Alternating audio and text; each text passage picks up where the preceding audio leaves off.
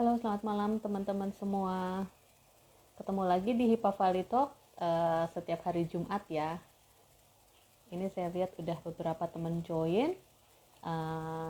Saya sedang menunggu tamu kita untuk sore ini untuk join.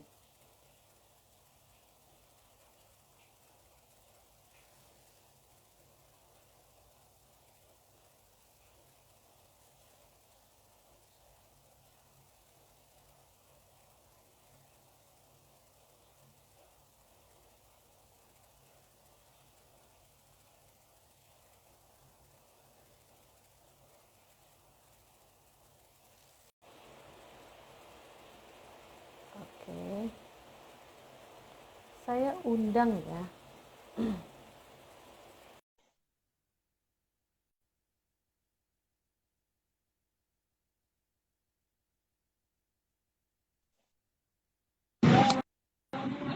Oke, halo. Ini Halo, Mbak.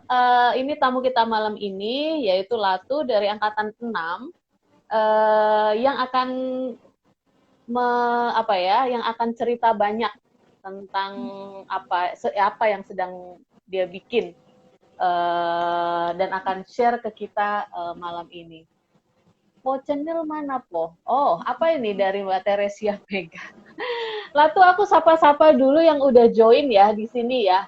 Ada Antonius Heri, ada Priska Apriliani, ada Arum Sari, IGN Mukti Wibowo, Gerald Fernandez, Karol Yuyun, Iku Morowati, Teresia Mega, dan Ayu Bintang. Halo, selamat malam teman-teman semua. Di sini lagi hujan nih. By the way, suara saya jelas nggak ya, Latu ya? Jelas banget sih, Mbak. Jelas banget ya? Oke. Jelas, jelas. Oke. Teman-teman, selamat datang di Hipa Valley Talk edisi 92. Malam ini kita akan ngomong suatu yang entahlah itu apa, yaitu yang namanya Dana Teresa Calcutta. Jadi, kalau teman-teman join di beberapa grupnya alumni Funlit, mungkin teman-teman dapat edaran tuh ya, tentang Dana Teresa Calcutta. Terus orang-orang kemudian mulai kasak kusuk, iki opo meneh gitu ya. Wah, iki aku bakal dijalui meneh iki dana-dana gitu. Gitu ya. Jadi daripada kasak kusuk di belakang, kayaknya lebih baik saya undang langsung nih orangnya yang bikin kegaduhan, mau sok-sokan fundraising dana karena punya cita-cita bahwa harusnya tidak ada seorang pun yang tidak bisa sekolah di Vanlit gara-gara biaya. Itu ya, Latu ya. Iya, Betul ya. betul, Mbak. Kira-kira Ya, seperti itu. Nah, Latu, ini kan kamu eh, menggalang dana ini tuh cuman berdua ya dengan Dek Kika ya, angkatan 18. iya, betul. Iya kan? Iya. Sayang Kika nggak bisa hadir malam ini, jadi cuman ada Latu. Tapi boleh dong cerita kalian ini lagi mabok apa gila gitu ya? Uh, habis makan apa gitu? Apa kalian habis dari Belanda gitu terus di sana nyimeng gitu? Tiba-tiba oh ini harus Ya, mengumpulkan dana oke. karena saya pengen semua orang bisa sekolah di Pandit dan nggak terbentur masalah biaya. Gitu. Boleh Ya. diceritain nggak, Latu? Jadi, Kenalan dulu deh. Kan nggak semua oke, orang kenal ini. ya benar. Namanya saya Latu, biasa dipanggil Latu. Saya angkatan 6 di Panlit. Terus, sopo meneh, yang penting itu. Saya sudah Nah, nikah. Kemudian, aku sama Kika itu rumahnya dekat. Kika itu angkatan 18 dan dekat. Lalu kita juga sering ngobrol. Kebetulan parokinya sebelahan, kompleknya sebelahan juga. Jadi sering ngobrol sama dia, sering tukar pikiran juga gitu. Ya di belakang ini juga udah diskusi ke banyak orang kok. Nanti kita cerita gitu. Ya perkenalannya sih singkatnya itu saya tinggalnya di Bekasi, Ika juga di Bekasi gitu. Oke. oh, udah tinggalnya jauh, mimpinya juga jauh kayaknya ini ya. Tuhan. Mimpinya sejauh tempatnya. Gitu. Oke, Latu, awal mulanya gimana? Kenapa kamu merasa merasa perlu untuk bikin fundraising ini gitu? Sebenarnya cerita tentang fundraising ini tuh udah lama gitu loh. Dulu awal mulanya itu ketika kan sempat heboh-heboh ya, sekolah di Panlit tuh sekarang mahal gitu. Padahal eh, ya kalau zaman dulu ya masih mungkin masuk akal lah gitu ya. Emang sekarang juga banyak yang teriak itu makin mahal. Terus bahkan waktu itu kan sempat katanya rame-rame kan, alumni-alumni ada yang sampai bruder-bruder gitu kan, bruder apa, yayasan atau apalah gitu ya ceritanya. Hmm. Terus ketika banyak berdiskusi, kita cari tahu gitu kan, kebetulan waktu itu juga ada pendamping panitia di Jakarta. Terus katanya kenapa sih kok itu jadi mahal gitu. Nah ternyata gara-garanya adalah Panlit ini mau nggak mau harus diakui bahwa prestasinya emang oke gitu kan. Dan ini sekolah yang cukup bagus. Kemudian mau nggak mau ya jadi sekolah favorit. Namanya sekolah bagus ya jadi sekolah favorit gitu kan. Dan Nah fasilitasnya gara-gara juga sekolah berkembang favorit, luar biasa kan? betul, fasilitasnya berkembang segala macam karena menjadi sekolah favorit. Kemudian diharapkan pada waktu itu bisa mensubsidi sekolah-sekolah pangudi luhur yang lain. Nah, pangudi luhur itu sebagai informasi yang saya dapat ya, dia termasuk yayasan yang serugi-ruginya sekolah itu tidak pernah nutup sekolah itu selama ada murid. Nah, berarti kan memang harus disubsidi. Salah satu yang subsidi itu adalah Panlit. Salah lainnya itu Pangudi Luhur Jakarta. Dan banyak yang sekolah-sekolah Pangudi Luhur yang favorit. Nah, ya kalau udah begitu mau nggak mau memang jadi mahal. Karena harus mensubsidi sekolah lain gitu. Terus gimana caranya? Nah, kita kepikiran waktu itu dengan beberapa orang ya, kepikiran juga kayak Mas Remon, apa, ada juga Mas Falcon. Tapi waktu itu hanya sebatas ngobrol-ngobrol gitu. Gimana kalau kita misalnya bikin urunan aja, kita ngumpulin beasiswa. Ketika itu beasiswanya itu masih sporadis, nggak serapi sekarang yang udah ada gitu kan. Hmm. Ya gimana caranya gitu? Ya udah, apa, alumni diajakin aja saweran. Siapa yang mau ngumpulin gitu? Nah, ya waktu itu jadi isu kan, organisasinya apa, ngumpulinnya gimana gitu kan, pakai nama siapa gitu kan. Itu semua tuh jadi keributan tersendiri gitu. Akhirnya ya maju mundur nggak jadi gitu kan. Uh, Kemudian setelah itu kita pikir-pikir, kemarin juga udah beberapa bulan belakangan ini ngobrol sama kita, oke, nah pengennya wujudin apa, mimpi beasiswanya itu, kenapa kita nggak bisa ya? Ya udah, cobalah kita wujudin gimana. Nah, kita hitung-hitung gimana, kita bikin sedikit simulasi lah ya, kalkulasi. Kalau sebenarnya dengan angka yang sepele itu, alumni-alumni kalau mau berkontribusi itu bisa gitu loh untuk memberikan beasiswa buat adik-adik kita itu. Gitu. Sebenarnya angkanya sepele aja. Nah itu makanya kita mulai bikin fundraising. Ketika itu belum belum tahu namanya mau apa gitu, belum ada. Tapi udah kita putuskan. Nah, awalnya sih gara-gara itu aja, supaya banyak yang mau, yang bisa sekolah di Pandit gitu kan. Jadi bukan cuma buat kalangan-kalangan yang elit yang punya uang atau gimana, enggak. Tapi kita tuh juga intinya ya itu yang di Gunung Merapi itu banyak yang bisa kita ajakin. Mungkin kita bisa ke paroki-paroki lain yang apa ya, kita ajakin, yang ada di Papua, mungkin yang ada di Maluku, di Nusa Tenggara, kita bisa ajak, kita minta. Yang penting kan selama lolos tes di Pandit, harusnya uang itu nggak jadi masalah. Karena Romo Panit sendiri kan ketika datang kan dia bukan mikirin, oh ini sekolah untuk orang yang elit, kan enggak gitu. Dia membuat Panit itu untuk kaum pribumi malah waktu itu kan, untuk orang-orang yang memang tidak mengerti apa-apa, tidak bisa apa-apa, tidak berdaya melawan Belanda. Ya sekarang masa nggak berdaya melawan, selalu menghadapi saudaranya sendiri kalah gitu kan, mau sekolah mendapatkan sesuatu yang baik, masa nggak bisa sih gitu kan. Nah kita udah ngerasain kalau kita sekarang jadi orang gitu kan ya, ya zaman dulunya itu kan kita udah dididik segitunya, sekarang juga diakui banyak orang, ya kenapa kita nggak bisa ngajak yang lain gitu. Itu aja sih sebenarnya, segampang itu aja. Oke. Okay. Latu, mari kita berkaca pada apa yang sudah sangat baik dilakukan oleh Pak Fali ya. Ya, Apa namanya, Pak Fali sudah dengan apa ya, dengan istilahnya itu kan berkembang, selalu mencari cara yang terbaik bagaimana supaya apa namanya, dana beasiswa Pak Fali ini semakin membesar sehingga semakin bisa dipakai untuk membantu lebih banyak orang. Nah, saya berkaca pada Pak Fali ya.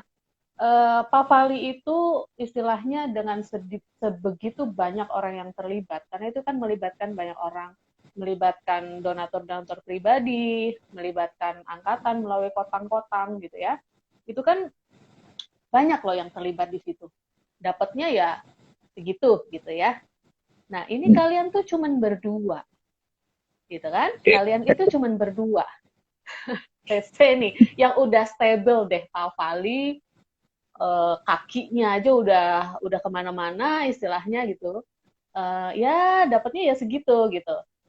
Terus kalian cuman berdua itu apa sih yang bikin kalian berdua itu berani untuk bilang ya aku iso ngomong aku arep lakoni gitu, karena nggak semua orang kayak gitu loh. Saya pribadi saya nggak mau gitu, itu kerjaan kerjaan sakit kepala gitu, ya kan? Betul. Betul Ya, nggak? Apa yang bikin kamu betul. merasa bahwa ini saatnya saya melakukan sesuatu? Gitu. Uh, Kalau melihat realita ya, realita yang dilakukan itu bagus gitu ya. Jadi fundraising ini bukan untuk menegasikan atau melawan itu, enggak gitu. Ini untuk melengkapi realita ketika saya yang orang biasa-biasa ini yang tidak ada apa-apanya di Papali, kita bertemu dengan beberapa alumni, ada yang tidak tahu tentang beasiswa itu. Mereka cuma tahu, oh ya ada di beasiswain gitu, di Panlit, betul ada gitu. Tapi mereka nggak merasa terlibat gitu. Ya ada gitu loh, nggak semua tuh merasa terlibat. Atau kalaupun pernah dengar, apa ya aku sebulan suruh setoran 100.000 kok. Nah, kan kayak komitmen, males gitu kan.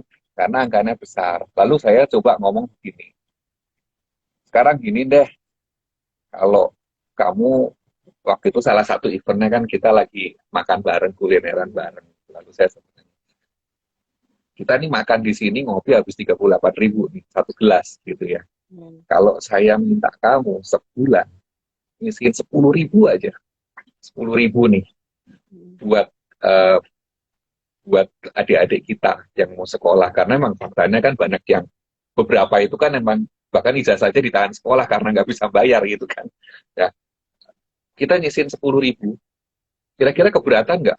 Ya 10.000 nggak keberatan, tapi bisa buat apa gitu. Sekarang kita hitung, andaikan satu angkatan itu kan range-nya antara 150 sampai 200 alumni kita. Anggaplah yang mau berkontribusi itu 100, berarti 100 dikalikan 10.000 itu dapat 1 juta, satu angkatan. Dan itu setahu saya yang sekarang dilakukan oleh Pak Fali. Satu angkatan diminta untuk setor 1 juta. Oke. Tapi bedanya, kita sekarang minta ke pribadi-pribadi gitu. Memang capek, sakit kepala gitu loh. Mungkin sekarang berapa angkatan, cuma beberapa orang aja gitu. Tapi kita akan ketok tular lah istilahnya. Kita ketok tular, kita minta gitu. Satu anak, misalnya 10.000. Yang mau ikutan 100 orang, berarti dapat 1 juta. Anggaplah dari 30 angkatan yang sudah ada di Vanit ini, 25 aja yang mau berkontribusi. Berarti kita dapat 25 juta kan.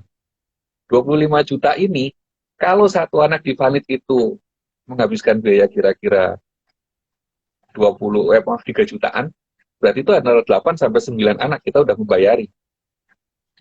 Angka yang bagus kan gitu. Kenapa enggak gitu? Kenapa kita enggak lakukan gitu loh untuk berkontribusi? Toh memberikan 10.000 tidak akan membuat kita jadi miskin. Ya mungkin ada yang sangat berkesulitan, ya itu nggak usah dipaksa, nggak usah diharuskan. Tapi kan banyak yang 10.000 itu bukan sesuatu yang mahal banget. Andaikan makan di warung Indomie juga mungkin satu bungkus Indomie gitu kan. Terus saya tanya, oke, sekarang seandainya begini, kalau saya minta 20.000 keberatan nggak? Ya enggak juga sih mas. Gitu. Oke, kalau 20.000 nggak keberatan, tapi ini bukan buat beasiswa. Yang ini buat dana abadi. Nah, kalau tadi itu 25 juta satu bulan dapat kan, setahun berarti kan dapat 300 juta. 300 juta kalau yang dikumpulkan 4 tahun aja udah 1 miliar lebih. Bunganya udah lumayan lagi buat ngasih beasiswa. Simpelnya ngomong begitu aja. Sehingga nanti pada akhirnya entah kapan, kita juga nggak tahu. Kalau uang ini udah banyak, kita bisa ngasih beasiswa banyak orang. Hitungan saya, kalau dengan kondisi sekarang, mau separuhnya anak Vanit itu dibiayai oleh beasiswa, separuhnya ya, 200 miliar itu cukup. Oke, kalau dihitung, dikumpulkan, lama-lama bisa. Tapi sekarang kita nggak usah ngomong muluk-muluk lah. Dengan mau memberikan 10.000 saja dengan konsep yang tadi, maka dalam 1 tahun setidaknya 9 anak itu sudah bisa dibeasiswakan. 9 anak dalam 1 tahun, berarti satu angkatan itu 3. Gitu kan. Nah, berarti kalau sekarang kita bikin beasiswa dalam waktu 5 atau 6 tahun, itu udah nambah. Jadi 12 anak. Dan seterusnya akan nambah. Jadi 20.000 itu bisa 12 anak dalam 1 tahun. Kenapa enggak gitu? Itu hal sepele, tapi lama-lama pasti akan bertambah. Gitu. Oke. Untuk teman-teman, kalau misalnya teman-teman punya pertanyaan yang ingin dijawab, teman-teman silahkan ketik pertanyaannya di tanda tanya sebelah kolom komen ya, supaya nanti nggak kegulung pertanyaannya. Soalnya kalau ditanyainnya di kolom komen, itu saya suka nggak baca gitu ya. Takutnya nanti ketimpa dengan komen-komen yang lain. Oke, Latu, ini sangat menarik gitu ya, berarti secara simple gitu nih, kalian 2 orang gila ini nih, 2 orang pemimpi ini, itu gue mau ngumpulin duitnya mau saya taruh di beasiswa Pavali, supaya beasiswa Pavali itu punya istilahnya apa ya, donatur besar lah, yang bisa yang bisa diandalkan untuk sebagai salah satu yang nambahin dana gitu ya, itu enggak? Ya. Pada awalnya seperti itu ya. Awalnya mungkin kita juga nggak tahu akan dapat berapa. Kalau memang di bulan ini di awal cuma dapatnya 100.000, ya 100.000 kita serahkan. Kan nanti, jadi konsepnya itu ketika masuk orang misalnya masukkan 20.000 ya, itu kan kita 10.000 untuk beasiswa, 10.000 untuk dana abadi. Berapapun 10.000 kali berapa yang kita dapetin, itu akan kita serahkan untuk awal ini ke Pavali. Ke Pavali kita serahkan untuk dijadikan beasiswa. Lalu nanti perkembangannya ya kita lihat, kalau misalnya ternyata ada hal-hal, misalnya ya, wah ini keblunder nih nyalurin sendiri, kita minta bantuan untuk dicarikan supaya bisa, ya itu urusan nanti lah, itu perkembangan zaman ya, nanti kita lihat. Tapi itu akan kita serahkan ke mereka. Kemudian kepada para donatur, kami akan buka setiap bulan. Rekening koran kami itu akan kami buka, laporannya akan kita buka, sebenarnya keadaan keuangannya seperti apa. Dan saya dan Tika untuk urusan ini nggak minta uang. Dan kebetulan ketika udah ngobrol-ngobrol sama beberapa alumni, malah ada alumni yang bilang gini, ya saya wangi lah. Malah mereka ada yang berminat untuk, aku mau bantu nih, untuk ngomong ke teman-teman, untuk sebarluaskan infonya. Nah, berarti kan misi ketok ular tadi kan terjadi. Kemudian ada juga yang, aku mau nyumbang produk, silahkan dijual, keuntungannya nanti dimasukkan ke sini. Oh iya, dengan senang hati gitu kan, kita akan lakukan. Dan kemudian satu yang menyenangkan, ketika saya berdiskusi dengan beberapa orang di luar, mereka malah menyatakan, berdiskusi ini beneran cuma minta ide loh, saya nggak minta uang mereka gitu. Mereka malah bilang, aku mau ikutan tuh. Kalau ini, loh, Anda bukan alumni valid, saya nggak minta ini. Loh, terus KRPP ya tuh, nah aku harus nyumbang, aku udah di masih sekolah yang valid sih. Ya enggak, Tanda buka gitu maksudnya. Tapi kan saya cuma nanya gitu. Oh ya, tapi kalau Tanda mau kasih ya monggo, nggak masalah gitu. Jadi ada beberapa pihak di luar yang ternyata merasa mau membantu ini, dan mungkin satu keunggulannya kami, bukan unggulan ya, satu hal yang memudahkan, karena kami kecil, jadi kami bergeraknya bisa sangat cepat, sana kemari, kita bisa minta tolong banyak orang, tolong sebarluaskan gitu. Dan kemudian kami memang mengambil nama Teresa Calcutta itu ada alasannya gitu kan. Iya, ini saya juga penasaran ini. Kenapa biasanya kan kalau angkatan Vanlit tuh bangga banget tuh sama kevanlitannya ya. Tiba-tiba ini nyebrang gitu lah. Mengambil nama seorang figur perempuan gitu ya, Santa Teresa dari Kalkuta gitu. Padahal ini kalian dua-duanya laki-laki ya. Tapi malah mengambil nama figur perempuan, yaitu Teresa dari Kalkuta, yang memang sangat terkenal akan kegigihannya dalam memperjuangkan kaum marginal gitu, sampai disiram, diludahin, kayaknya gitu ya ceritanya kalau baca dari biografinya Ibu Teresa. Nah, kenapa justru figur ini yang diambil lah tuh? Ya, sebenarnya ketika saya mau cari nama ini kan awalnya emang ya kita mau pamit gitu ya. Cuma setelah dipikir-pikir, emang nggak ada figur lain gitu yang bisa memberi semangat agak sedikit beda gitu kan. Ketika kita mengeksplorasi orang-orang yang bisa jadi teladan di gereja Katolik, kami menemukan nama orang yang selalu membantu dengan ringan orang yang tidak punya itu ya salah satunya Ibu Teresa gitu kan.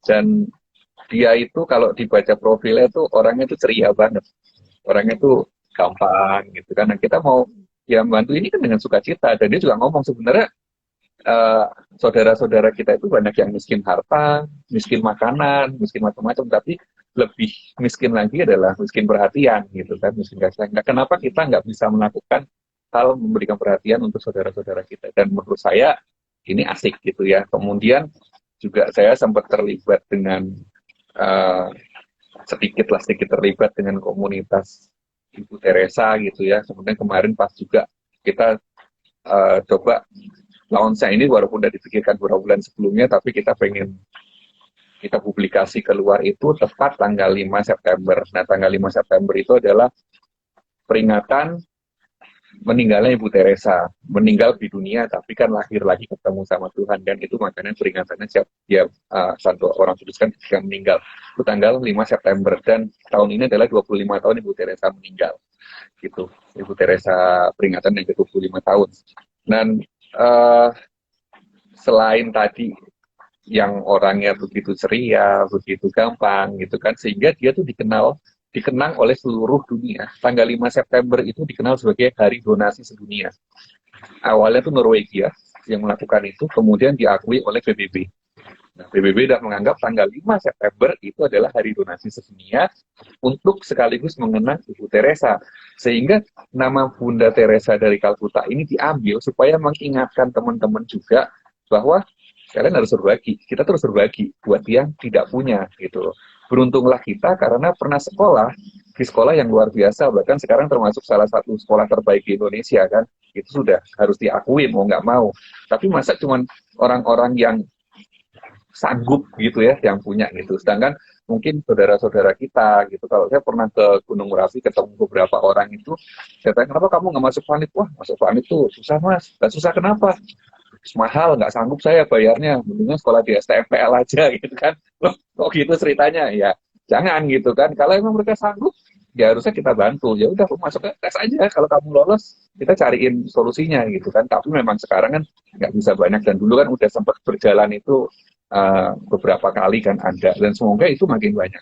Mimpinya kami itu separuh anak Vanlit itu adalah dari kalangan tidak mampu, maksimal separuh, tapi baiknya ya pas separuh gitu. Kenapa? Supaya yang berpunya dengan yang tidak punya itu bisa saling melihat dunianya gitu. Jadi yang orang punya itu juga sadar, oh ini toh ada saudaraku yang emang nggak punya gitu. Sedang yang punya itu juga bisa lihat, oh gini toh kalau sana berarti aku nanti bisa mau melakukan apa gitu kan, hal yang lain. Itu sih intinya. Oke. Nah tuh, aku tertarik tuh tadi sama satu pernyataan kamu yang bilang ya kita ini cuma ngerjain ini gitu dengan penuh semangat dan berkomitmen untuk nggak mengambil sepeser pun dari hasil pengumpulan dana ini gitu ya.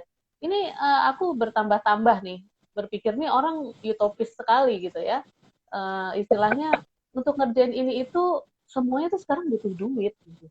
Istilahnya mau buat nelpon ke sana ke sini aja itu butuh duit gitu. Let's get real gitu. Tapi kok kamu berani-beraninya stated bahwa semua dana yang terkumpul ini saya nggak akan ambil sepeser pun? Pertama, kalau emang mau ngitung semua dihitung ya ada biayanya gitu kan. Tapi sekarang butuh apa? Internet. Ya ada wifi di rumah, Kika juga di kantor pakai wifi gitu kan. Itu kan udah termasuk, kita cuma nebeng aja, nggak usah pusing. Kemudian biaya apa lagi? Transport, kan kita juga nggak kesana kemari kok gitu kan. Terus untuk menyeleksi, nanti penerimanya siapa yang menyeleksi? Kan Bapak kali yang menyeleksi. Kami ngerjain apa? Kami cuma ngumpulin doang. Kami tuh udah dikasih berkat, punya mulut, punya jari, bisa nyocok gitu kan. Ya udah itu yang mau kita jualin, kita nyocok. Karena saya pernah mengalami juga ketika waktu itu ada Mas Barus ya, ngirim labu ke sini. Ya kita tawarin ke teman-teman, yang kita jual apa? Ini karya petani di Klaten gitu kan, untuk nyumbang gereja sebagian bla bla bla karena manfaatnya. Ya banyak yang mau nyumbang ternyata gitu untuk melakukan itu. Dan sebenarnya kami tuh memiliki satu keyakinan gini, di luar banyak orang mau berbuat baik. Hmm. Di satu sisi banyak orang butuh kebaikan. Kami tuh mempertemukan aja. Sesimpel itu sih sebenarnya, nggak ada kerumitan apa. Kalau hitung biaya ya kan, biayanya apa? Nggak ada biayanya. Sesederhana itu, dan kami juga udah biasa untuk pelayanan. Kika juga salah satu anggota dewan di Paroki San Barto. Saya juga udah biasa untuk pelayanan-pelayanan gitu ya. Ya hanya sebatas begini itu masih masuk akal lah gitu untuk ditanggung. Jadi nggak Gitu perlu ya. minta-minta. Oke, oke. Jadi gitu ya. Jadi istilahnya kalian ini nggak modal dengkul gitu ya, tapi modal cangkem mana ya? Udah cangkem, cocok deh betul. Modal modal cocotan gitu ya. Oke. Teman-teman, sekali lagi kalau teman-teman ada bingung, pengen tahu lebih dalam, mau bertanya, silahkan ketik pertanyaannya di eh, apa di lambang yang ada tanda tanyanya di sebelah kolom komen ya. Oke. Eh, lanjut ya, lanjut nih. Oke. Terus masalah pengelolaannya itu kalian gimana? Masalah pengelolaan, terus pertanggungjawabannya gitu. Karena kan kamu juga tidak hanya mengarah alumni, tapi bahkan mau mengarah ke yang di luar alumni, benar nggak? Nah, Betul. gimana nih pertanggungjawabannya? Sekarang mungkin duitnya baru 100.000, ya kan? Tapi Ya, besok misalnya penyumbangnya udah banyak, terus eh, apa duitnya udah banyak, itu apa kalian masih punya waktu tuh buat ngurusin? oke. Jadi begini, untuk masalah pengelolaannya dulu ya, duitnya itu mau ditaruh di mana. Ketika orang udah transfer, otomatis kita akan pisahkan menjadi dua. Jadi satu dana abadi, satu beasiswa. Minimal masing-masing 10.000. Ya, jadi kan berarti 20.000 harapannya. Tapi kalau aku cuma bisa nyumbang 10.000 ya monggo, nggak masalah gitu. Ntar pakai QRIS kan segala macam kan itu nggak menjadi satu persoalan gitu kan. Uh, Kemudian untuk masalah rekening apa yang kita pakai gitu ya, kebetulan saya juga ada perusahaan, saya pakai perusahaan itu dengan bantuan teman juga, kita bisa membuat rekening CSR yang atas nama Dana Teresa langsung, dan itu benar dipisahkan, nggak tercampur dengan urusan pribadi. Yang tanda tangan harus saya sama Ika, jadi kita berdua saling tahu kalau ini akan dikeluarkan kemana, apakah disetorkan ke Pavali, ke beasiswa, atau ke pihak lain mungkin nanti pada saatnya kita semua akan saling tahu. Nah, dan itu saya udah mulai buatkan Excel-nya, itu nanti dimasukkan dengan cara pembukuan ya, sistem akuntansinya juga begitu masuk, udah postingnya, chart of account-nya, COA-nya itu udah langsung jelas, nanti bisa difilter, itu kita masukkan ke Google Drive. Itu yang mau kami lakukan. Nah, nanti donatur bisa kita kasih linknya, silahkan dilihat sendiri, dan seterusnya. Sementara itu kita juga akan membuat rekapnya itu bentuknya PDF, itu yang akan kita sebarkan ke donatur-donatur. Jadi kita rencananya setiap tanggal, paling lambat tanggal 5, di setiap bulannya itu akan kita berikan laporannya. Jadi selesai di akhir bulan, kita kompilasi, paling lambat tanggal 5 itu akan kita serahkan. Ya untuk sementara ini kita kan bisa lakukan seperti itu, tapi ketika itu nanti sudah menjadi besar sekali, ya nanti perlu dipikirkan yang lainnya bagaimana, apakah. Tapi saya yakin banyak orang yang mau membantu kok sebenarnya, karena ketika saya cerita begini aja, kayak contohnya Odoy gitu ya, udah langsung ngomong, oh saya wangi, wah aku nelpon konco-konco aku. Nah itu udah mulai ada, Mas Barus juga udah gitu kan, beberapa juga udah mulai ngomong kalau mau bantu menyebarkan gitu ya, itu yang kita lakukan gitu. Kemudian itu laporan pertanggungjawabannya ya, jadi di pertanggungjawaban nanti termasuk rekening korannya itu kita sajikan, rekening korannya kita buka, Excel-nya ya sebagai rekapnya kita masukkan, dan untuk PDF-nya kita berikan juga, dan setiap ada donasi kita akan berikan ucapan terima kasih sederhana aja, hanya lewat WhatsApp, jangan minta di print, nanti ongkosnya gede gitu. Nggak, biasanya kalau donasi Nanti kan nggak dikasih bisa pakai numpang cak. wifi ya, nggak bisa numpang wifi. Karena kalau kertas kan nggak bisa pakai wifi ya. Nah itu pokoknya ini sebisa mungkin mungkin. Tadinya Zero kami juga cost. ditawari, apakah mau pakai virtual account supaya kelacak? Dan saya tanya, bertelepon ada biayanya nggak? Ya ada, berapa belas ribu per account. Alah, orang nyumbangnya cuma 20.000, kena berapa ribu kan habis duitnya kan. Udah nggak usah, nanti yang penting verifikasi aja per WhatsApp. Kalau misalnya dia nggak verifikasi ya otomatis kita bagi dua. Jadi kalau misalnya dia nyumbangnya lebih 50.000 misalnya, tapi tidak ada statement apa-apa, berarti 10.000 ke beasiswa, di sana ke dana abadi. Tapi kalau dia membuat statement misalnya, Mas, aku mau ini separuh-separuh, ya kita lakukan separuh-separuh. Tapi kalau dia bilang beasiswa, ya pokoknya paling nggak ada 10.000 dana abadi, 10.000 beasiswa, kecuali di statement lain oleh penyumbangnya atau donaturnya. Gitu. Ini kalian akan kayak one shot atau setiap bulan berkala gitu kalian akan apa namanya mintain lagi gitu. Oh, iya. Setiap bulan kita akan minta, kita akan ngomong setiap bulan. Nah, laporan yang kita berikan kepada donatur itu sekaligus pengingat, nyumbang lagi, dan ya itu serelanya, karena ada beberapa teman juga yang ngomong, aku kondisinya sekarang lagi nggak baik nih, tapi mungkin kalau yang sekarang bisa, bulan depan nggak bisa. Oh ya nggak apa-apa gitu, ini kan serelanya. Intinya adalah bagaimana kita mencoba melibatkan sebanyak mungkin alumni. Kalau punya rezeki lebih misalnya, tuh aku nek 20.000 tuh ya kayak ngece, wong penghasilannya misalnya puluhan juta, ratusan juta sebulan gitu kan. Kayak monggo, nggak apa-apa, nggak dilarang gitu kan. Tapi kalau cuman aku nih susah payah ya, kayaknya nggak tiap bulan bisa, ya nggak apa-apa gitu kan, terserah. Karena pesannya Yakobus itu satu loh, ada pesan. Ketika kita dikasih kesempatan untuk berbuat baik, tapi kita tidak melakukan, itu berdosa. Gitu. Jadi ketika kita ada kesempatan untuk melakukan berbuat baik, dan memang bisa melakukan berbuat baik, ya lakukan gitu kan. Ini salah satunya gitu. Silakan lakukan. 20.000 nggak akan bikin miskin kan. Udah gitu yang lumpurin juga rela menyumbang. Ya kami rela mengorbankan tenaga. Anda rela mengorbankan 20.000 itu kan ya nggak masalah kok sebenarnya. Demi 12 adik-adik kita yang nanti bisa terbantu gitu kan. Kita nggak ada yang tahu mereka akan jadi apa gitu. Siapa tahu kan menjadi pahlawan-pahlawan lainnya kan kita nggak ngerti. Apa kita pernah tahu bahwa akan ada lulusan Panlit yang menjadi anggota DPR? Dulu nggak pernah menyangka, tapi sekarang ada gitu kan. Kita nggak tahu lagi nanti akan jadi apa. Orang-orang yang adik-adik kita ini jadi apa, kita nggak ngerti. Ada juga yang bekerja di satu bank yang begitu besarnya sampai dia juga menjadi bagian QC yang menentukan, dia juga memegang peran banyak gitu loh. Nggak masalah mau berkarya dimanapun. Tapi Epifan itu bisa kesebar di mana-mana. Gitu. Oke. Latu, ini kan ngomong masalah donasi gitu. Istilahnya kalau orang ngomong masalah donasi itu istilahnya apa ya? Balasannya itu nggak saat ini gitu kan. Kita bahkan nggak tahu itu bakal dibalas apa enggak gitu kan. Something yang kamu nggak bisa menjanjikan apa-apa ke para donatur-donaturmu kecuali bahwa kamu akan bekerja dengan baik dan jujur dan bertanggung jawab gitu kan. Nah, kalau kamu dari usaha-usahamu sekarang kamu merasa bahwa banyak orang yang akan membantu, but sometimes people lie gitu kan, atau orang cuma ngomong doang, ya gue bantu, ya gue ini gitu kan, tapi pada saat benar-benar iya oke, mana gitu, ternyata orang tuh nggak semulia itu.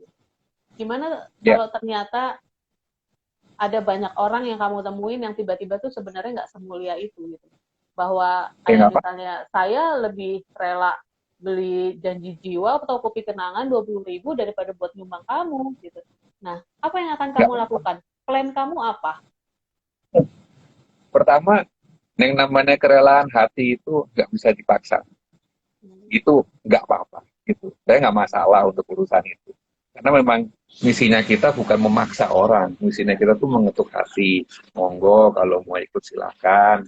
Kalau tidak, ya nggak apa-apa. Nah, kami juga akan sebisa mungkin minta. Tapi gini, kalau masalah donasi ini, apakah nanti kalau nggak dapat banyak, terus apakah harus banyak? Enggak, saya nggak akan ngotot untuk dapat banyak. Enggak, gitu loh. Saya cuma mencoba mengetuk, mengumpulkan. Tapi dari pengalaman, dari tahun ke tahun yang pernah saya lihat, ketika sekolah itu berteriak kepada alumni, ini ada loh adikmu yang harus dibantu gitu kan. Ada juga yang kadang gini, ini anak ini nih sebenarnya pinter, terus dia mau kuliah, tapi ijazahnya ketahan. Kenapa ketahan? Karena dia belum selesaiin urusan pembayaran uang sekolahnya. Jadi gimana gitu kan? Lah, butuh dibayari kan? Teriak ke alumni, Anda alumni yang bayarin. Saya yakin hal-hal kayak gitu tuh akan selalu ada. Jadi satu omongan Ibu Teresa gitu ya, biarlah setetes embun itu tetap menjadi setetes embun di padang gurun. Jadi waktu itu Bu Teresa pernah dikasih pertanyaan gini sama wartawan. Bunda Teresa, kalau yang dilakuin Bunda itu cuma kayak setetes embun di padang gurun tuh gimana? Jadi kan kayak hal kecil yang gak ada artinya gitu loh. Cuma uang ngurusi kayak gitu receh-receh gitu kan. Orang kasih makan ya, orang udah mau mati pakai diurusi mati aja gitu kan. Tapi kan biarlah setetes embun itu tetap menjadi setetes embun itu yang omongan itu salah satu yang kami pegang gitu ya. Ya udah pokoknya kita mau lakuin, kita lakuin aja. Kalau memang Tuhan berkenan, pasti nanti akan dibantu gitu. Pasti ada jalan gitu. Mau apapun yang niatnya baik itu ada jalan gitu. Kalau nggak punya kepercayaan kayak gitu ya nggak jalan. Apa yang membuat ini yakin? Mau survei kayak apa? Belum tentu juga semua oke gitu kan. Alumni kita kan ya mau gimana ya harus ngakuin secara wacana diskusi kan memang bagus gitu kan. Eksekusinya kan nanti dulu gitu kan, cek dulu gitu. Ya sudah jalan aja gitu. Kalau emang harus ngoprek gitu. Tapi ya nyatanya selalu ada. Kayak tadi kan contoh ada nyari donasi untuk mengadakan organ di satu gereja di Jogja gitu kan, di Kroya atau di mana itu kan. Ya dalam seketika dari ngomong sampai ngumpul tuh 16 juta muncul tuh gitu kan. Itu ya nyatanya kalau emang sesuatu yang baik pasti akan dibantu. Ya, oke. Latu ini ada pertanyaan dari Ayu Bintang. Halo Bintang. Panggilnya Ayu ya waktu dulu ya, lupa saya. Dia nanya nih, tadi udah dijelaskan tapi mungkin baik untuk dijelaskan lagi ke teman-teman yang baru aja join nih. Mekanismenya gimana? Apakah transfer gitu ataukah saya titip duit ke Latu misalnya gitu.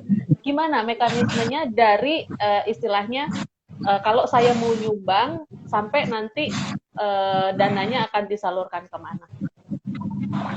Baik. Mekanismenya yang paling sederhana itu transfer. Banknya itu Bank BRI, ya nanti ada rekeningnya, nanti kita share lah rekeningnya gitu ya. Itu langsung atas nama Dana Teresa Kalkuta di situ. Nah, supaya terlacak. Baiknya sih nggak usah titip-titip saya gitu, langsung aja ke sana. Tapi kadang kan ngeluh ya, wah nanti kena biaya transfer atau gimana gitu ya. Untuk sementara ini, dalam waktu dekat ini mungkin transfer dulu. Masalah QRIS-nya lagi menunggu dari pihak bank untuk di print. Nanti setelah itu ada QRIS, bisa langsung transfer ke QRIS itu sesuai dengan nominal yang maunya sih ya berapa gitu kan, yang direlakan. Sementara nanti setiap bulan kami akan mengeluarkan laporannya itu bisa dilihat di Google Drive, tapi kita juga akan japri satu-satu. Japri itu jangan dipikir susah, nggak usah mikir susah. Sekarang itu tinggal buka browser wa.me/nomornya berapa, nomornya copy paste dari Excel gitu, udah langsung kebuka WhatsApp kan, kekirim, terus kita tinggal attach kirim ya. Paling mengulangi pekerjaan beberapa kali, tapi nggak masalah. Itu sekaligus nanti akan menjadi reminder teman-teman sekalian untuk mengulangi lagi perbuatan baiknya itu, hal-hal yang baik. Jadi paling nggak kita mengharapkan 20.000 sebulan. Lebih ya nggak apa-apa, malah seneng gitu kan. Dan nanti semuanya setiap bulan yang menyerahkan ke Pak Fali itu nanti dari pihak kami akan serahkan gitu. Atau kalau misalnya ada pihak lain yang ternyata impromptu gitu ya, dan nanti kita akan, pokoknya apapun uang yang masuk dan keluar itu akan dilaporkan. Oke, gitu ya Bintang. Semoga menjawab pertanyaannya. Nanti Latu akan share di akhir Hipa Valley Talk ini, kita akan share rekeningnya kalau teman-teman mau ikut menyumbang gitu. Nah, Latu, ini satu lagi adalah menurut kamu apa yang kamu pakai untuk meyakinkan orang untuk menyumbang? Jadi kenapa penting buat kita itu untuk menyumbang, khususnya ya kita dulu dari lingkungan terdekatmu gitu, teman-teman gitu. Karena biasanya kan naik karo konco gampang sih yo. Jadi menurutmu kenapa sih penting untuk kita untuk menyumbang di Dana Teresa Kalkuta ini? Oke. Kalau ngomong ke alumni sama bukan alumni beda konteksnya ya gitu. Kalau ke alumni itu ya, saya cuma ngomong gini, kalau kamu ngerasa kamu itu dapat manfaat dari Romo Van Lith, kamu itu udah jadi orang, kamu udah jadi sesuatu yang ya kau udah merasakan manfaatnya gitu ya. Lambok ya yang lain tuh kamu ajai gitu kan untuk bisa merasakan satu hal yang baik. Oh nyatanya juga banyak kan alumni-alumni Vanit itu yang anaknya dimasukin ke Vanit berarti kan mengaku itu sesuatu yang baik dong sekolah di Vanit itu. Ya kalau mau kayak begitu ya tularkan gitu loh, ajakin gitu kan. Dan kalaupun nggak mau anaknya masuk Vanit kan masih ada yang lain untuk sekolah di situ untuk menyebarkan semangat-semangat itu. Dan tetap saya ngobrol dengan banyak anak-anak alumni-alumni Vanit itu ketika ditanya, ketika kita ngajak ngobrol ya mereka pasti selalu mengakui ada hal yang beda. Efek gimana cara mau nggak mau 3 tahun kita didoktrin di situ udah di brainwash segitunya gitu kan. Ketika ada yang nggak beres itu pasti ngerti gitu loh. Yang baik ya jadi baik, yang berangasan jadi berangasan. Tapi kan maksudnya ngerti gitu loh. Ada hal yang emang membuat kita menjadi beda dari yang lain. Nah, hal-hal yang seperti itu tuh kalau saya ketuk hati teman-teman, kalau memang mau ya, kalau memang rela, memang itu merasakan, ya monggo di ini. Toh 20.000 itu juga nggak akan membuat berkekurangan. Berbagi tanpa membuat berkekurangan. Itu kalau bahasanya Odoy, angkatan 6 tahun saya ngomongnya gitu. Berbagi tanpa membuat berkekurangan.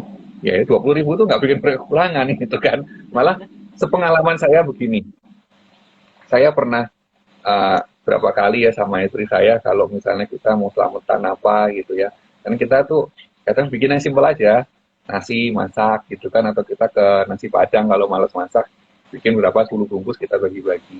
Percaya nggak percaya, sehabis itu tuh rezeki itu lebih gampang jalannya. Kenapa? Karena ketika kita memberikan, itu malah orang itu doain kita gitu kan. Dan doa yang paling mujarab itu kan dari doa orang yang teraniaya gitu kan, yang dari paling miskin gitu. Dan itu manjur gitu. Jadi justru kalau teman-teman mau berbagi, dikembalikannya itu lebih lagi bentuknya itu doa. Minimal mereka tuh doain kita. Ada lah satu dua itu yang doain itu pasti ada. Dan ketika teman-teman melihat keceriaannya itu akan tenang. Nah, mungkin nanti kami juga akan coba ya minta, karena sekarang yang menaruhkan kan Pak Fali gitu ya, kita minta mungkin salah satu testimoninya atau rekamannya di mana adik-adik kita yang udah menerima ucapan terima kasihnya ya apa, nah itu kan akan membangkitkan gitu ya, oh ternyata yang kita berikan itu bikin happy gitu kan, ternyata ini berarti gitu kan, kondisinya juga boleh diceritain ya. Hal-hal yang kayak begitu kami cuma bisa begitu, nggak yang megah-megah gimana gitu ya. Kalau ide-ide muluk bikin konser gitu ya sampai sekarang kami belum punya kekuatannya gitu kan. Tapi ya dari hal sepele inilah yang mau kita jalankan. Tapi kalau untuk dari orang luar sendiri sebenarnya nggak terlalu sulit, karena saya ngalamin berapa kali kayak misalnya gini lah, jual kupon gereja, kupon untuk dana pembangunan itu tuh gampang gitu loh. Ya bukannya pelein ya, maksudnya itu gampang gitu. Dan Selalu lagi ada pula gitu gini, ya. Selalu ada selalu yang ada. Nah, ikut ya. pasti ada, entah gimana ya, ada yang sanggupnya satu ya, ada yang aku nggak buat duit nggak mau ya nggak apa-apa lewat gitu kan. Kan kata Tuhan Yesus kan kalau kamu ditolak ya sudah, bebaskanlah kasutmu lalu jalan lagi dari tempat lain gitu kan, nggak usah dipusingin gitu. Dan lagi pula gini, donasi itu kan sebenarnya kan ada kayak prioritasnya kan, ada yang primer, sekunder, tersier gitu. Nah, memberikan pendidikan ini kan salah satu hal yang krusial, yang seharusnya jadi suatu hal yang primer. Pendidikan, kesehatan ini kan hal yang primer, jadi harusnya ketika bisa menyumbang untuk hal lain gitu, untuk hal yang dasar seperti ini tuh mestinya tuh bisa. Kenapa? Karena kalau kita mikirkan, yo sekarang kita kan udah mulai punya umur ya, ya kalau kita nggak mikirkan yang nerusin kita ini terus siapa gitu kan, kita harus membuat sesuatu yang meneruskan, dan harus diajak banyak orang untuk terlibat gitu, karena gereja itu nggak cuma orang-orang yang punya duit. Gereja itu ya orang-orang yang sering nggak dipandang itulah gitu. Oke, oke. Oke lah tuh. Tadi dari Dana Teresa itu ada satu lagi poin yang dari tadi kamu sebut-sebut, yaitu beasiswa, yang satunya untuk beasiswa, yang satunya untuk dana abadi. Saya itu selalu Betul. merasa kalau ada orang ngomong dana abadi itu kayak apa ya? Itu kayak urban legend gitu. Jadi selalu didengungkan, wujudnya nggak ada.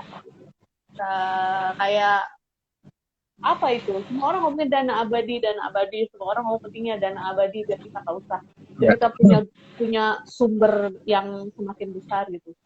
But until oke. now we never said it. Gitu. Kita nggak pernah ketemuin itu gitu kita. Tapi didengung-dengungkan terus. Semua orang ngomong dana abadi, semua orang ngomong dana abadi gitu kan. Nah, ini kamu apa ini? Kerasukan apa ini sehingga ngomong lagi masalah dana abadi gitu. Boleh Ini dijelasin nggak? Secara konsep gimana? Terus kamu pengennya kalau misalnya ada dana abadi ini secara teknisnya akan seperti apa? Gitu. oke. Dana abadi kalau yang ada di konsep kami ketika begini ini ya dana yang akan abadi ada di rekening itu atau ada di situ ya yang nggak akan diutak-atik. Itulah dana abadi. Lalu ngapain nggak diutak-atik gitu? Ya kita mengharapkan misalnya kita taruh di portofolio yang aman, misalnya di bank gitu ya ada bunganya. Mungkin sekarang bank bunganya kurang bagus ya kita taruh deposito. Lalu ada ori, surat utang negara. Yang jelas hanya boleh ditaruh di tempat yang pokoknya itu tidak hilang. Jadi pokoknya itu dijamin tetap ada. Kayak misalnya Judi gini ya, online nggak pokoknya boleh bisa ya, hilang. judi online. Oh jangan Ditaruh. dong, 303 kan. Lo tahu. Atau misalnya forex, saham, itu kita nggak sarankan masuk. Dan memang nggak mau masuk itu. Kenapa? Karena ada risiko pokoknya hilang. Nanti nggak jadi abadi lagi duitnya gitu.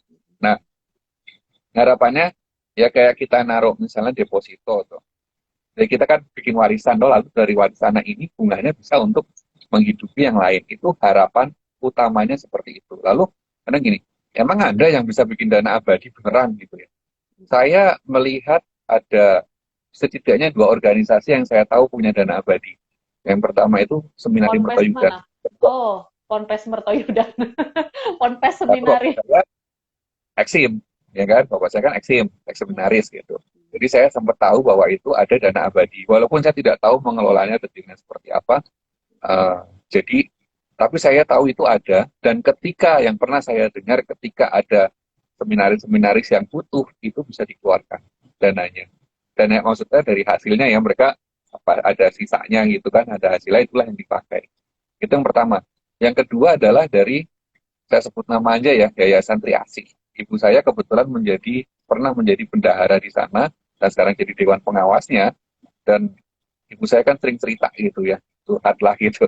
Ternyata Triasih itu eh, ketika didirikan dulu juga dengan susah payah. Triasih itu gini, yayasan yang mengurusi anak-anak berkebutuhan khusus yang tidak memiliki kemampuan atau kecerdasan sangat rendah gitu. Jadi IQ itu rendah. Bahkan mohon maaf ini untuk buang air aja kadang-kadang mereka tuh susah.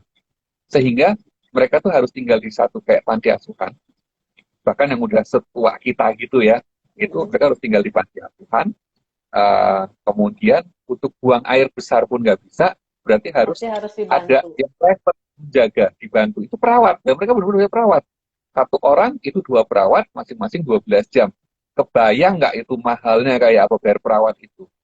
Nah, mereka mengumpulkan berbagai macam kegiatan dari fundraising, terus juga mereka mungkin ada yang bisa dilatih, bikin keset, bikin apa sarung tangan, bikin apapun itu ya kerajinan, itu dijual untuk mencari dana lagi, sisanya dimasukkan. Dan itu saya harus ngomong, dana abadinya mereka itu miliaran, bahkan mereka sampai punya, saking udah nggak bisa dirupiahkan lagi, mereka punya aset tanah itu banyak sekali. Beneran banyak. Sehingga mereka bisa menghidupi puluhan anak atau mungkin udah ratusan sekarang. Kalaupun itu nggak sanggup, mereka tuh bisa melakukan. Itu yang menjadi semangat saya. Saya udah lihat contoh itu bisa. Oke, okay? Saya lihat di Seminari Mertoyudan bisa. Lalu kemudian juga sekitar sebulan lalu ketika saya di gereja, di Kuskupan Agung Jakarta ya, itu ada pukat. Bukan pukat, maksudnya ada saya lupa namanya, ada dana, mereka tuh mengumpulkan dana di Kuskupan, tapi ini lembaga tersendiri untuk memberikan uang untuk sekolah. Jadi mereka misinya adalah orang-orangnya harus bisa sekolah, memang terutama di sekolah-sekolah Katolik ya gitu. Tapi ini mereka bisa lakukan loh untuk segitu banyaknya orang dan itu udah ribuan orang yang dibantu. Nah kita kenapa nggak bisa buat sekolah kita sendiri gitu? Memang kita misinya netral gitu kan. Kenapa disebut Dana Teresa Calcutta ya supaya satu ini lebih fresh, lebih netral, orang luar juga ketika masuk. Nah, kita juga nggak menutup kemungkinan, kalaupun nanti kita udah overload, gitu kan, ya bisa aja kita keluar. Itu mimpinya, gitu kan. Tapi untuk mewujudkan ini ya butuh teman-teman semua, tolong dibantu ya, prok. Oke, jadi itulah kenapa kamu sangat pede bahwa dana abadi ini bisa diwujudkan gitu ya, karena kayaknya dari sejak kita keluar Vanlit udah sering dengar tuh yang namanya dana abadi, ayo kita kumpulin dana abadi gitu, tapi ternyata kita bahkan nggak pernah lihat benda apakah itu dana abadi gitu. Tapi kamu Ya, yakin bahwa dana abadi ini bisa terkumpul ya? ya, ya dulu juga nggak lihat itu, saya pertanyaan sih sebenarnya jadi dieksekusi apa enggak gitu. Pertanyaannya sih sederhana aja gitu. Kalau nggak dieksekusi nggak kelihatan ya lumrah gitu kan. Tapi ini sekarang ini kita eksekusi dan semoga banyak yang mau terlibat. Lalu nanti ya wujudnya kita akan tunjukkan, kita akan laporkan terbuka kok. Memang kita setiap bulan terimanya sekian, ada uangnya sekian gitu kan. Yang sudah kita salurkan sekian, yang masih menunggu disalurkan sekian itu kita buka aja gitu. Nggak usah ngapain mesti nggak dibuka gitu kan. Mesti diem-diem. Nah, kalau dibuka juga orang lihat juga akan seneng kok gitu. Oh ya ternyata kita beneran ya efektif terbantu gitu kan ya. Itu sih. Oke, terus Latu, ini siapa aja nih yang boleh ikut gitu? Kalau misalnya nih apa saya gitu sebarin ke teman-teman di luar gitu, nggak terbatas pada alumni gitu, apakah ini boleh boleh juga? Oh boleh banget. Justru ini sudah kita buat menjadi netral supaya apa ya? Supaya tidak hanya alumni Pandit saja. Kalau kita cuma ngomong gini, eh, dana abadi Pandit misalnya, nggak salah, itu tidak salah. Tapi kan orang luar jadi, oh ini cuma buat Pandit tok, jadi kan kayak terbatas. Nah kita buat ini supaya orang luar bisa terlibat, karena Pandit itu juga gimana-gimana milik seluruh umat ya, milik gereja juga. Udah Romovan udah meletakkan dasarnya, ya alangkah baiknya juga banyak yang terlibat, banyak yang memiliki juga, banyak yang mau berbagi gitu kan. Sejarahnya udah gitu kok. Kita nggak bisa bohongin sejarah bahwa orang-orang yang dibaptis pertama ya memang ada, tidak hanya Romo Vanit ya, rekannya juga membaptis, tapi kan salah satunya Romo Vanit kan berperan, bahkan yang meletakkan pendidikan Katolik salah satunya Romo Vanlit gitu kan, termasuk ketika dia membuat asrama Mendut dan seterusnya. Setelah dari Vanlit kan ada asrama Mendut, ya itu Romo Vanlit juga gitu kan. Lalu yang seminari-seminari berikutnya ya karena dulu Romo Vanlit nekat aja gitu kan, yang sempat dia hampir ditarik lagi sama ordonya, ngapain kamu nggak pernah baptis orang, tiba-tiba ada orang merasa terpanggil dibaptis. Itu juga yang buat kita percaya kita mau melakukan hal yang baik, kita mengetuk, kita berkarya, kita lakukan misi, kan nggak harus datang ke pelosok ya. Kita melakukan misi seperti ini pasti kalau Tuhan berkenan akan ada yang terketuk. Itu aja sih. Oke. Eh, ini nggak apa namanya, nggak kerasa dari tadi kita cangkeman ini udah hampir jam 7. Ini cocotan ini udah hampir jam 7 gitu. Jam 8. Jam 8, udah hampir jam 8 gitu ya. Tadi saya kan book waktunya untuk 1 jam ke depan. Dan ini udah hampir mendekati akhir. Jadi Latu, mimpi kamu tuh seberapa besar sih dana ini, bukan seberapa besar duitnya gitu, tapi seberapa besar jangkauannya untuk menolong lebih banyak orang? Kalau mau ngomong mimpi ya, sebenarnya saya tuh ini, kalau Panlit ya, ketika kita mensubsidi Panlit, kita mensubsidi anak-anak yang sekolah di Panlit dengan biaya yang normal, itu otomatis kan juga membantu panggung tidur yang lainnya. Tapi saya juga ketika ini dimulai, itu langsung banyak tuh yang teriak ke saya gitu kan, kami itu banyak yang teriak bilang, ini juga ada loh sekolah di pedalaman yang membutuhkan bantuan gitu, bahkan ruangan yang besar aja lampunya itu cuma satu, kelasnya digabung lampu, ya ada juga yang begitu ya. Kita Dan mereka pengennya nggak sekolah-sekolah. punya lulusan-lulusan seperti lulusan-lulusan Panlit ya. Betul. Kemudian isunya lagi kan sekarang, loh kenapa kok nggak bisa? Orang yang sekolah di situ nggak mau, jadi kan serba salah ini ya. Orang pengen sekolah di sekolah yang baik, tapi nggak punya duit. Tapi kalau sekolahnya ini nggak dapat murid juga, gimana mau jadi baik gitu kan? Sementara sekarang sekolah negeri aja tuh gratis, ya anggap hampir gratis gitu ya. Ya ngapain masuk sekolah Katolik? Oh, sekolah Katolik mahal kok gitu kan. Nah, mimpi saya itu sebenarnya ketika kita mau mengajarkan satu hal, kita mau memberikan satu nilai dari sekolah Katolik, ya kita harus tingkatkan minimal sekolah Katolik itu sama atau lebih sedikit dari sekolah negeri. Karena sekolah Katolik itu selalu ada satu hal yang jamin. Saya dari TK sampai kuliah, semua di sekolah Katolik. Tapi hanya yang monokultur itu cuma valid doang. Yang isinya anak Katolik doang itu cuma valid. Lainnya saya ketemu dengan teman-teman yang beda agama. Ketika saya tanya, kenapa kok apa orang tuanya ketemu, saya pengen masukin anak saya ke valid gitu lah. Ke sekolah Katolik, kenapa? Karena ada satu nilai disiplin, ajaran juga gimana perhatian sama sesama, tanpa harus mengubah agama dan kepercayaannya dia. Dan kita kan selalu toleransi kan, mereka boleh sekolah di sekolah Katolik, asalkan mau menerima bahwa pelajarannya itu dengan cara Katolik, tetapi tidak harus menjadi Katolik gitu. Ya itu kalau Katolik kan panggilan, kita kan nggak pernah memaksakan untuk pindah agama, nggak pernah gitu.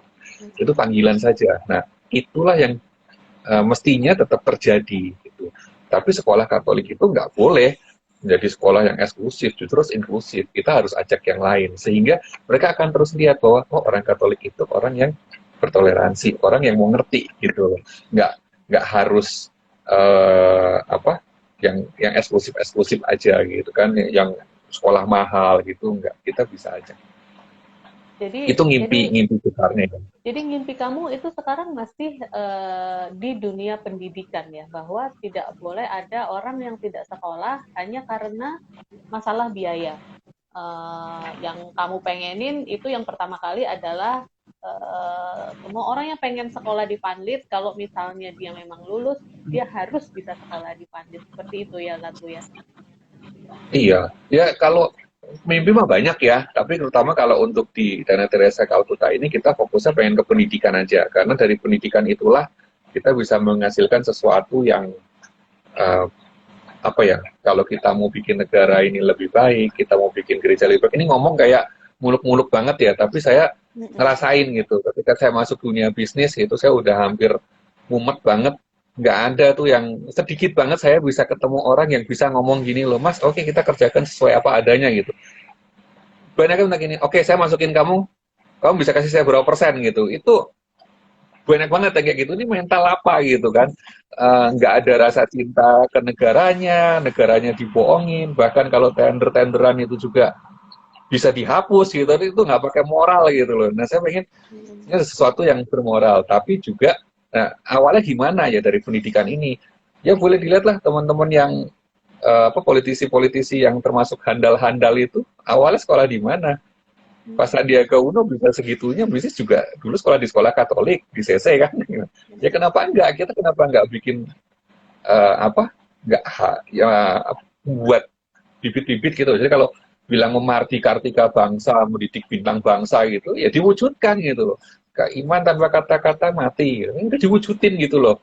Pengen bikin bintang bangsa, ya bikin, nggak usah aneh-aneh, cari cara gimana caranya banyak jadi bintang bangsa, wes rampung. Nggak harus jadi terkenal juga gitu ya. Harus gitu. Kalau semua terkenal, siapa yang mau ngeploi? Nah, saya pengen jadi mau belajar untuk menjadi orang yang ngeploi itu, untuk mau menerima bahwa memang suatu saat kita harus ngeploi orang gitu. Ada orang yang di atas ya kita support gitu kan. Untuk ada mereka ya kita harus support. Oke. Latu, terakhir ya, sebelum kita tutup, kan ini udah jam 8 lewat sedikit. Boleh pesan atau kata-kata terakhir deh buat teman-teman untuk mendukung mimpi kamu ini. Apa yang sebenarnya kamu inginkan dari teman-teman? Oke, buat teman-teman, kalau teman-teman sudah merasa mendapatkan sesuatu yang baik di Vanlit, dan teman-teman pengen semakin banyak orang yang merasakan apa yang teman-teman rasakan, ayo saya ajak teman-teman ini untuk berbagi cuma 20.000 sebulan. 20.000 ini nanti akan efeknya panjang banget. Dengan 20.000 teman-teman setidaknya setahun itu bisa bantu 12 anak minimal dan akan semakin banyak. Dan 20.000 ini nggak akan bikin teman-teman berkekurangan. Justru teman-teman akan makin banyak berkat. Jadi, ayo saya ajak teman-teman buat berbagi. Ini cuma senilai paling 2 mangkok Indomie atau Indomie dengan kopinya kalau yang kopi murah, atau kopi yang mahal pun ini cuma separuh gelasnya. Silakan teman-teman direlakan kalau memang sanggup, dan pasti teman-teman akan berkelimpahan berkat. Terima kasih. Oke. Teman-teman, terima kasih sudah join di HIPA Valley Talk kali ini. Kita ngomongin tentang Dana Teresa Calcutta. Kalau teman-teman percaya, seperti percaya pada mimpinya dua orang gila ini, bahwa tidak boleh ada satu orang pun yang tidak bisa sekolah hanya karena terbentur biaya, maka mungkin teman-teman bisa menyisihkan atau puasa 1 kali kopi 1 bulan seharga ya hanya 20.000, hanya 20.000 rupiah saja untuk mendukung cita-cita 2 orang pemimpi ini. Berawal dari mimpi, kita semua berdoa semoga niat baik ini menjadi sesuatu yang besar. Kalau teman-teman bersedia untuk ikut membantu mimpinya Latu dan mimpinya Kika, 2 orang gila ini, teman-teman bisa catat ya, saya udah keluarin rekeningnya, yaitu di rekening BRI nomor 0439 01 001 524 301. 20.000, mungkin tambah biaya transfer 2.500, rasanya itu bukan sesuatu yang berat. Begitu ya Latu, terima kasih banyak sudah mau memaparkan mimpinya dan sudah mau membagikan semangat berbagi untuk teman-teman atau untuk orang-orang yang tidak berpunya. Bukankah itu adalah nilai-nilai yang selalu ditanamkan kepada kita sebagai para alumni PAN? Sekali lagi silahkan catat rekeningnya yang sudah saya keluarkan di situ, dan sampai jumpa di HIPA Valley Talk selanjutnya. Bye, Latu. Sampai jumpa, terima kasih. Teman-teman. Terima kasih banyak. Terima kasih sudah hadir. Tuhan memberkati. Tuhan memberkati.